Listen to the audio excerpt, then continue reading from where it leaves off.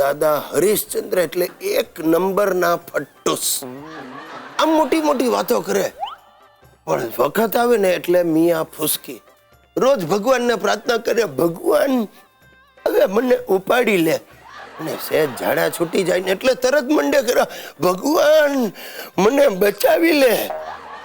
અરે વખત આવે એટલે આખલામાંથી સીધા ગરીબ ગાય બની જાય.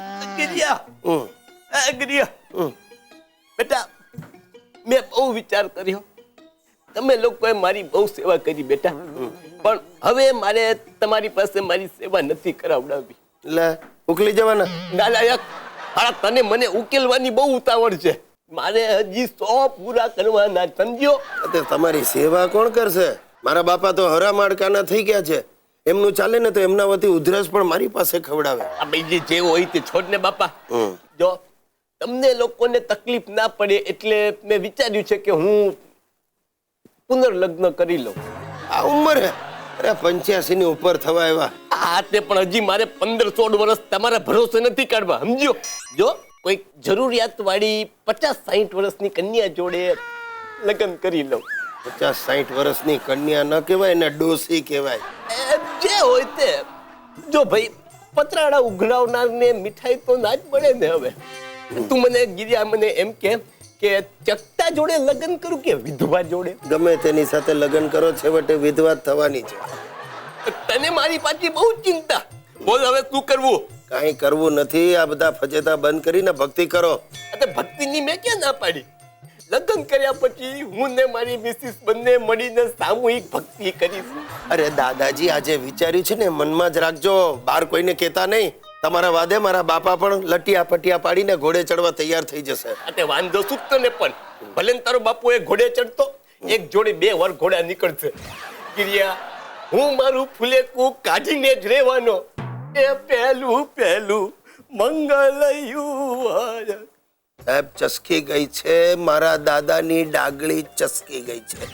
પણ વાંધો નહીં, રાત્રે હાંફ ચડશે ને એટલે આ પરણવાનો હડકવા આપોઆપ શાંત થઈ જશે અને તમારો ચાલ્લો બચી જશે. દોસ્તો, હમણાં એક આ નવું ડીંડવાણું ચાલુ થયું છે, મોબાઈલ પોર્ટેબિલિટી. જેની મોબિલિટી નથી ને એવા માણસો પણ પોર્ટેબિલિટીની વાતો કરવા માંડ્યા. અરે અડધા તો એવા છે જેનાથી પોર્ટેબિલિટી શબ્દ નથી બોલાતો, એ પણ એની ચર્ચા કરે. આ અમારી સોસાયટીની કામવાળીઓ ગઈકાલે જ વાત કરતી હતી. એ શોભા, પેલું પોર્ટેબિલિટીનું વાંચ્યું તે છાપામાં?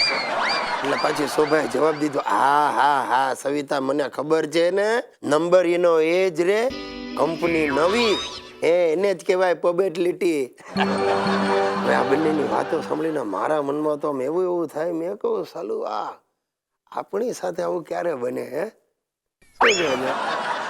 આપણે એના એ કંપની જુદી. વિશફુલ થિંકિંગ આને કહેવાય. નહીં બને, આવું ક્યારે નહીં બને. અને બીજો આવો ઉભો થયો છે ગ્લોબલ વોર્મિંગનો. ભાઈ, દરેક ચીજમાં બધા એમ કે આ તો ગ્લોબલ વોર્મિંગને જ લીધે થયું. ઘણા અભણ તો છે ને, આ ભાવ વધ્યા તો એમ કે ભાઈ આ તો ગ્લોબલ વોર્મિંગની અસર. અરે શું ગ્લોબલ વોર્મિંગની અસર?